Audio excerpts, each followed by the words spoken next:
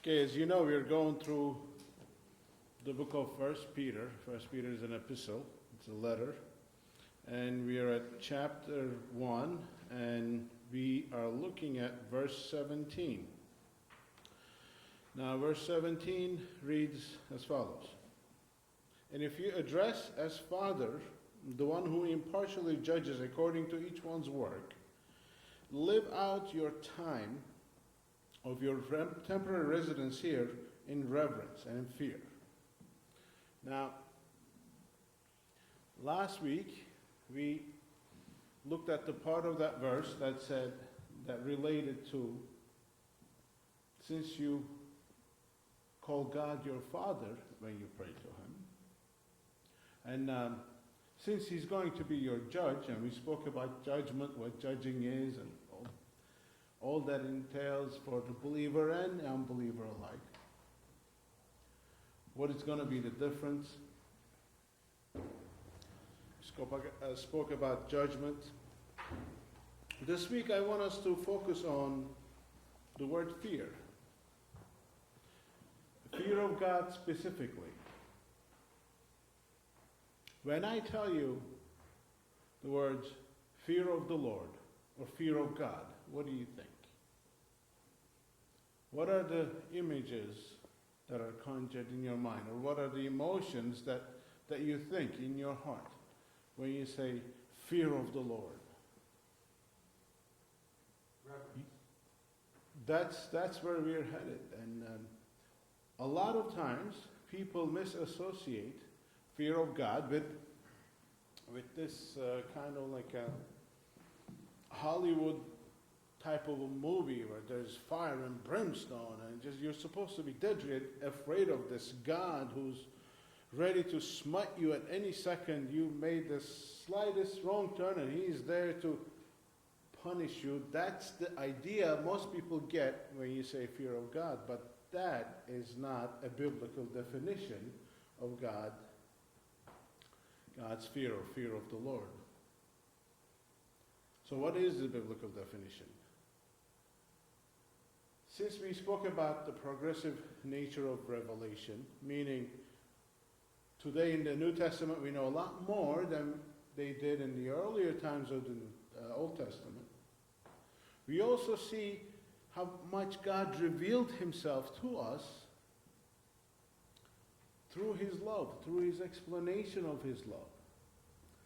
Now, Jesus said, if you see me, you see the Father. And when you look at Jesus, what He said, how He lived, how He treated people, what He thought, you don't see anybody that you should be deadly afraid of. You don't see a person that you should be so quiet in front of because you're scared that He's going to punish you or He's going to hurt you because you just went out of the way a little bit. That's not the picture we have. Another illustration of that is we read in the scriptures that children loved going to Jesus. If He was a scary kind of a guy, they wouldn't go near Him. You see, children don't come to me. They're afraid of me. So,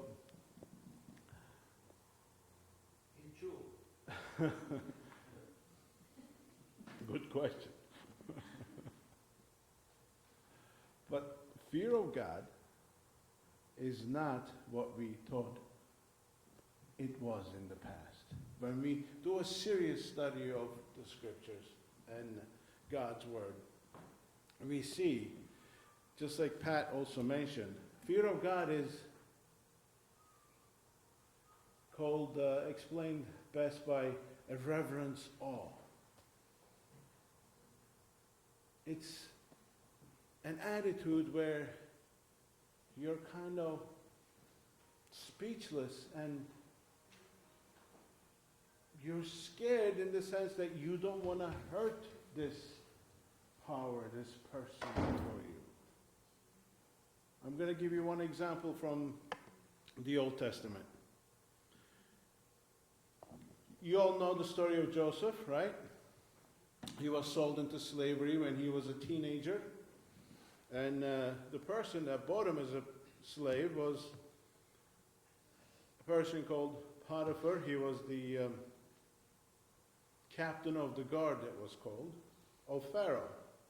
So he gave him all the responsibilities. After a while, he saw that he is a great, capable young man, dedicated and disciplined. And he also noticed, Potiphar noticed, that under the administration and oversight of Joseph, God had really blessed everything that was going on in his house.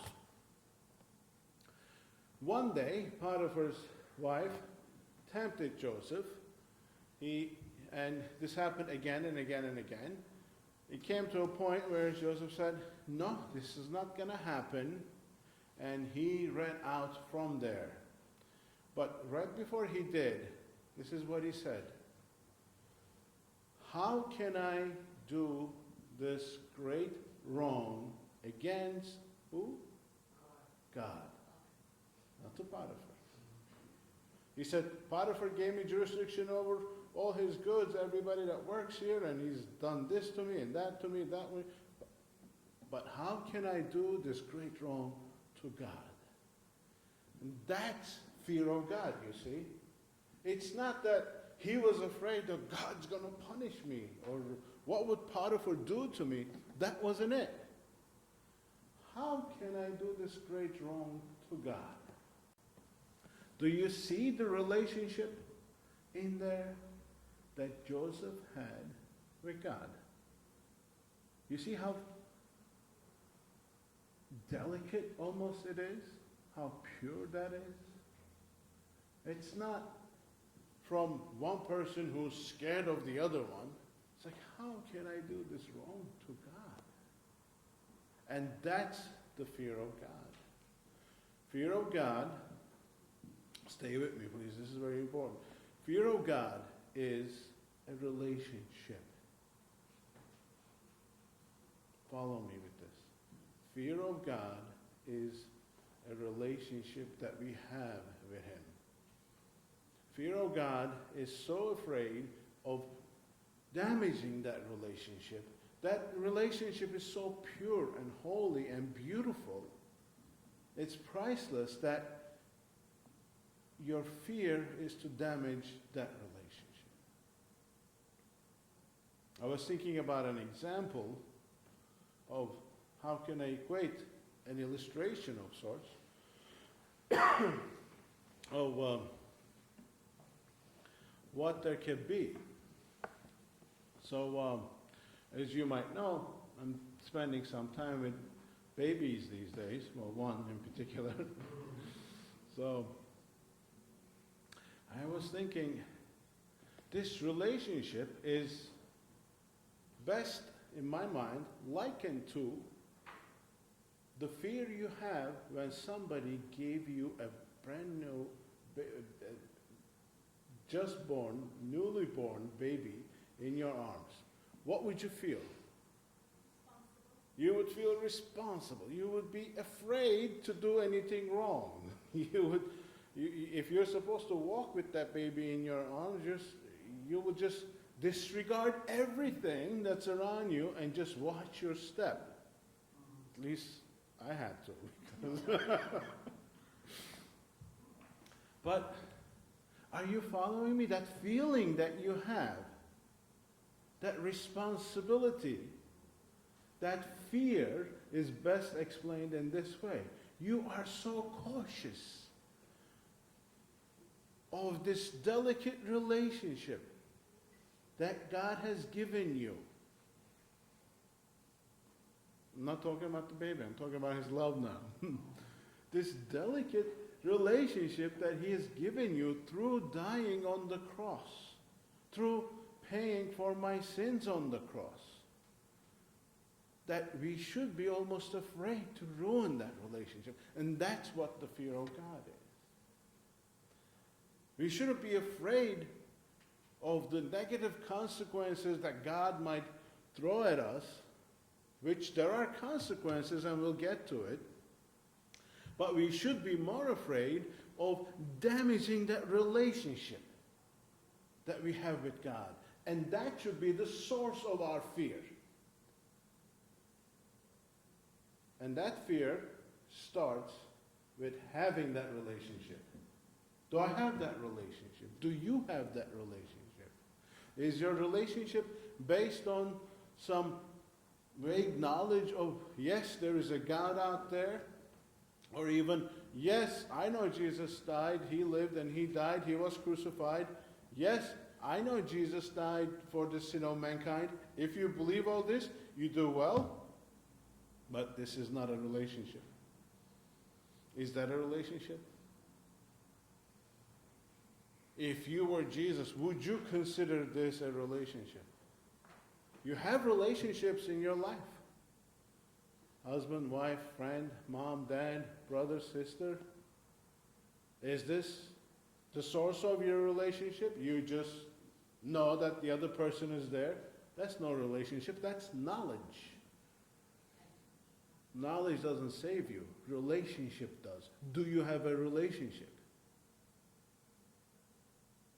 To have a relationship, you spend time with the person. You converse with the person. You know what that person wants. That person knows what you want. There's a give and take. Do you have a relationship with Jesus? Fear of God is about a relationship. Do you have that relationship? Or is it just knowledge? Yes, there is a God. Yes, Jesus died for the sin of mankind. No, Jesus died for my filthy, disgusting, ugly sins.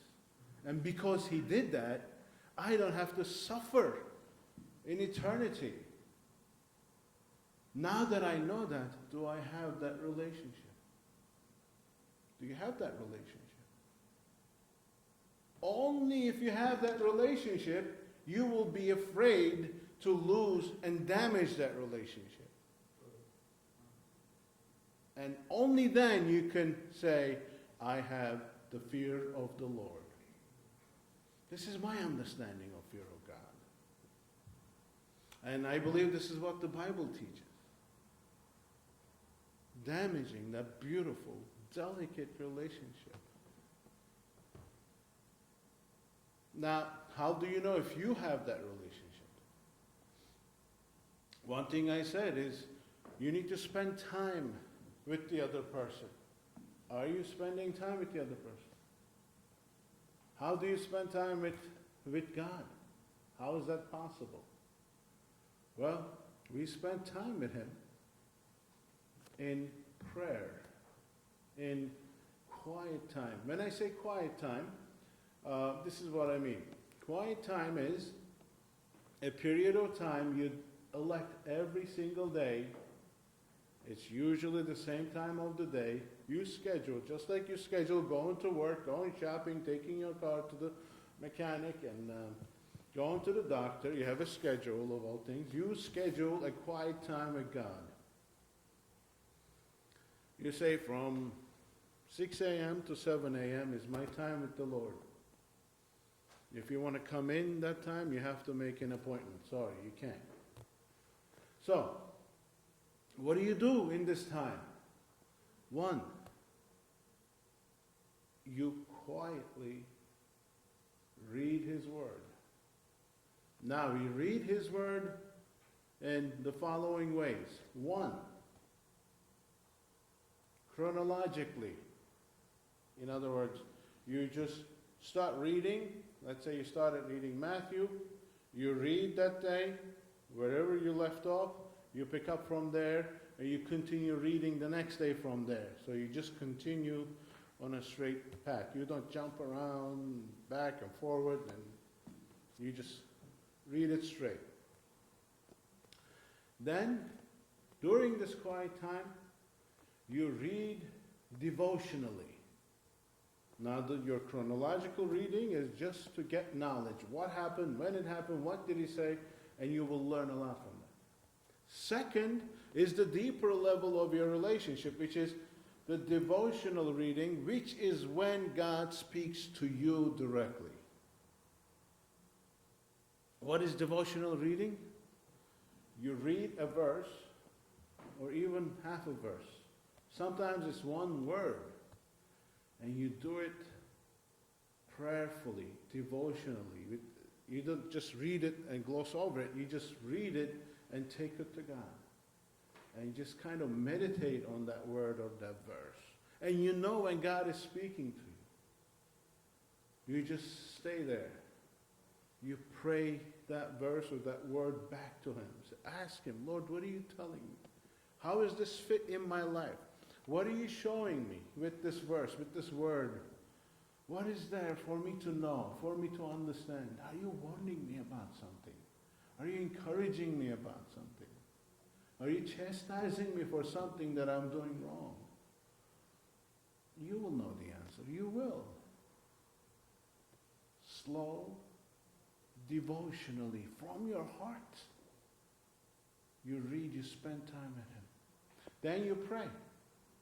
That's the other part of your quiet time. You pray.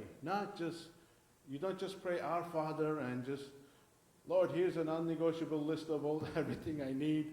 Have a good day, bye-bye. No. You pray from the heart. Pray for others more than you pray for yourself. Pray for spiritual needs more than you pray for physical. Yes, we pray for all that too. But pray. Ask Him. And we are told to continue to ask Him. Continue to pray. And then, the last part of our quiet time with God is to be quiet in front of Him. Quietly, as the verse says, be still and know that I'm God. Be still. Stop fidgeting around. Just be at peace. Be still. I can't pull that off. My mind wanders all over the place. It just jumps around. I'm working on it. I'm trying to get there. But we're supposed to learn to be still and experience His presence, that awe, the being in the presence of the Lord. Experience that. So as you finish your quiet time, as you start your day, you don't stop praying.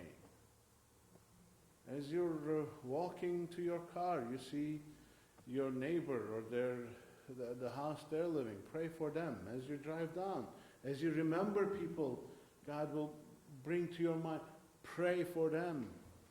You don't have to know what's happening in their lives. They know, God knows exactly what's happening in their life. You just bring them up before the throne of God. Bring them up. Not only your immediate family, your children, grandchildren, your neighbors, your friends, people you work with, people you go to school with. Pray for them throughout the day. That's what it means to pray without ceasing. Pray also for people that don't like you. Pray for your enemies, we're told. By doing these things, we start building a relationship with God. We start recognizing His voice. So when He calls, we can say, here I am, Lord. Your servant listens. So, fear of God is a relationship that should be nurtured, and the only thing we should be scared of is to break that relationship.